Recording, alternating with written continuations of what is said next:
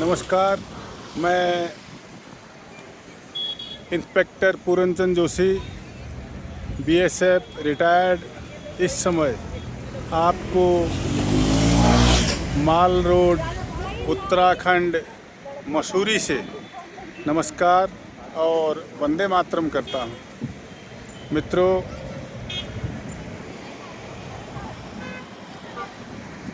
पहाड़ों की रानी के नाम से प्रसिद्ध यह मसूरी का माल रोड है। इस समय मैं माल रोड से आपको यह वीडियो दिखाने जा रहा हूँ। चलिए सर। माल रोड जो भी अंग्रेज़ों के बनाए हुए शहर हैं, बसाए हुए शहर हैं। जब ब्रिटिश शासन भारत में था उस समय उन्होंने अपनी सुख और सुविधा के लिए पहाड़ी जो स्टेशन है, हिल स्टेशन, उनको बसाया था ताकि उनको यहाँ भी इंग्लैंड जैसा ही लगे। और उसमें मसूरी, लैंसडाउन, नैनीताल, अल्मोड़ा, रानीखेत, दार्जिलिंग आदि पर्वतीय स्टेशन शामिल थे। उसी कड़ी में पहले ये मसूरी कुछ भी नहीं था, पूरा जंगल ही था। और यहाँ पे मंसूर नाम की झाड़ियाँ बहुत ज़्यादा पाई जाती हैं, जिस कारण इसका नाम मसूरी पड़ा। और यहाँ पर सन 1820 ईस्वी में अंग्रेज़ आए। जब यहाँ पे अंग्रेज़ आए तो उस समय गोरखाओं और महाराजा टिहरी के बीच युद्ध चल रहा था। और उस युद्ध में महाराजा टिहरी की तरफ से जब अंग्रेज़ लड़े तो उनको काफ़ी हानि हुई। बड़े बड़े अंग्रेज़ अफसर उसमें मारे गए। इसी क्रम में बाद में यहाँ पर कैप्टन फ्रेडरिक यंग को भेजा गया, ब्रिटिश शासन की ईस्ट इंडिया कंपनी के द्वारा। और मैं कैप्टन यंग के बारे में आपको बताऊं, जिनको ही इस मसूरी को बसाने का पूरा श्रेय जाता है। वो कैप्टन यंग का जन्म 30 नवंबर 1786 को आयरलैंड में हुआ था। और कैप्टन फ्रेडरिक यंग 18 साल की उम्र में ब्रिटिश सेना में भर्ती हो गए। और ट्रेनिंग के बाद ही उनको ईस्ट इंडिया कंपनी में भारत भेज दिया गया।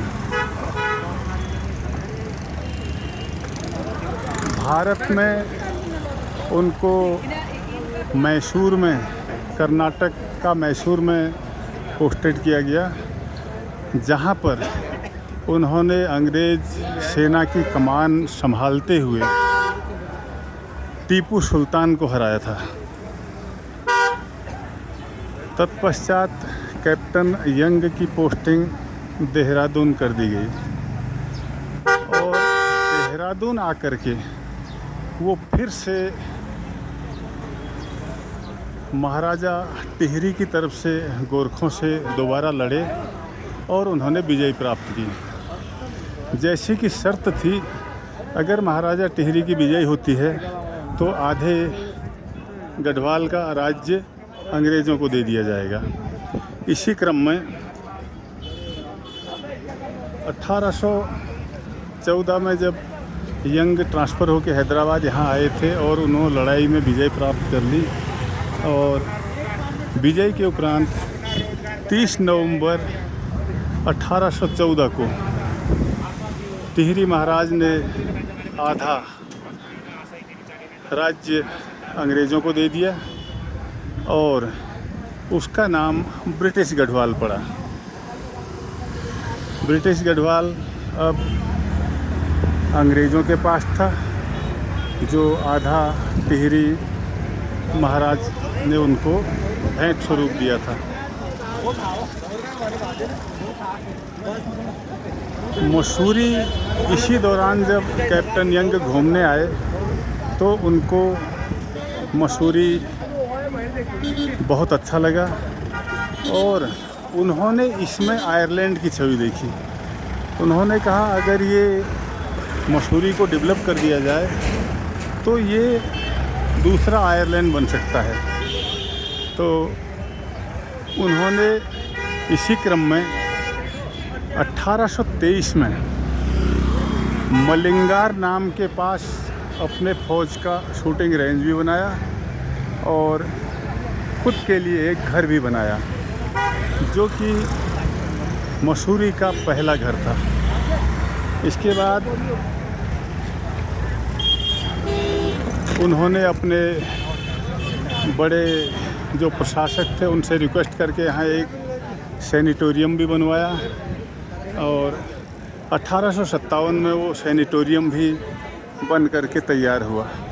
ये मेरे सामने जो बिल्डिंग आप देख रहे हैं ये भी अंग्रेज़ों के समय की बिल्डिंग है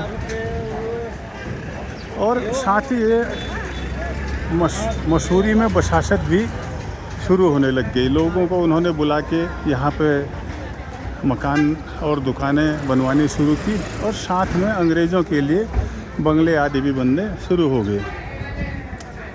और उन्होंने उस समय के कमांडर विलियम बेंटिंग को ये भरोसा दिलाया कि मैं मसूरी को एक अच्छे शहर और एक अच्छा फ़ौज का कैंप बना के डेवलप करूँगा, विकसित करूँगा।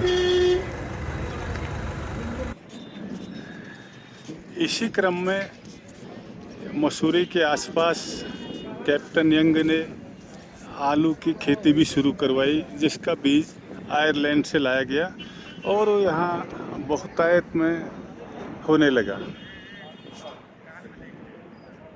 1825 ईस्वी में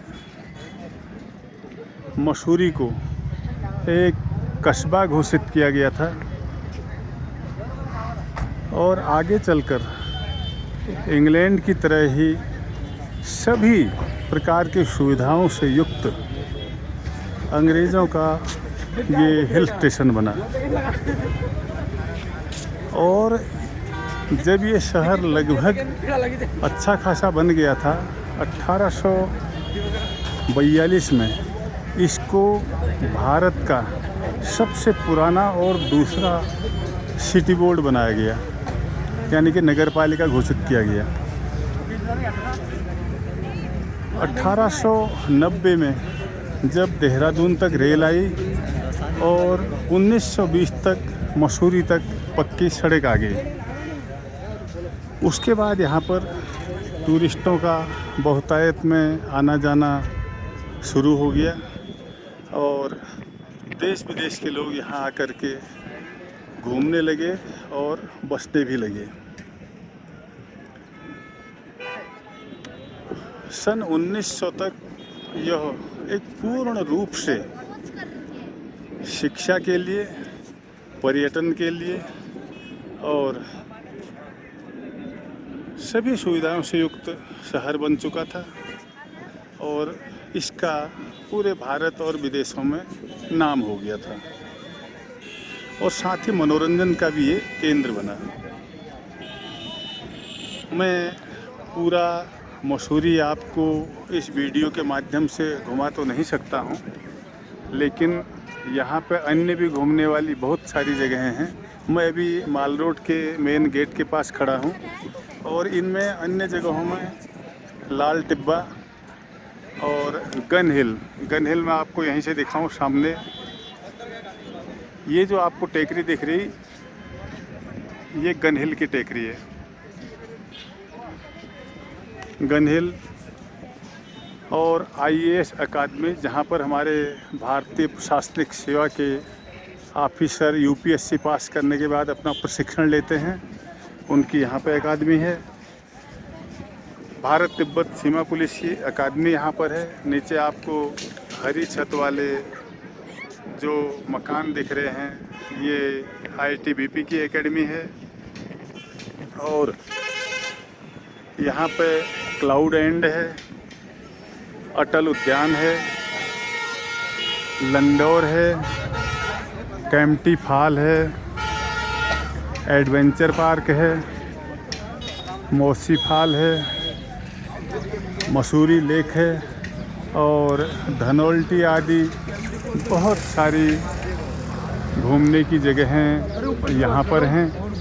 भारत और विश्व के कोने कोने से आकर के यहाँ पर लोग आनंद लेते हैं भ्रमण का। और ख़ासकर गर्मियों में ये स्थान बहुत ही सुंदर और आकर्षक है, क्योंकि यहाँ ठंडा होता है, मौसम यहाँ का बहुत ही सुंदर और आकर्षक होता है उस समय। इसलिए बच्चों की छुट्टी के बाद अधिकांश लोग गर्मियों में यहाँ पर आते हैं। होटल फुल हो जाते हैं, जगह नहीं मिलती, और जहाँ जहाँ भी लोगों को घूमना है आनंद लेते हैं। इसके लिए आप यहाँ पर स्कूटी हैं सबके पास, स्कूटी किराए में लेके हर जगह पर आप घूम सकते हैं।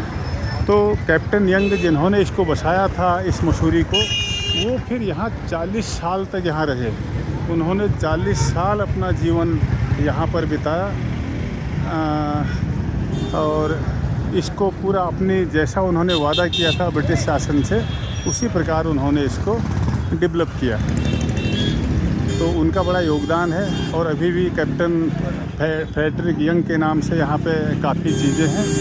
और ये मसूरी के बारे में नॉर्मल जानकारी थी। और ये भी बता दूँ कि यहाँ की ऊंचाई, मसूरी की ऊंचाई शुरू होने से लेकर और ऊपर सामने जो टेकरी देख रहे हैं वहाँ तक 6000 फीट से लगभग 7 और 7,500 फीट तक है।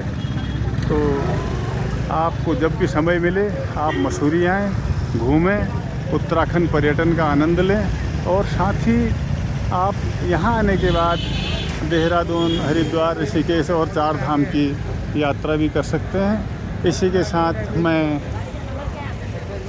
Inspector retire BSF Purnachand Joshi आपको माल रोड मसूरी से नमस्कार, प्रणाम, वंदे मातरम करता हूँ।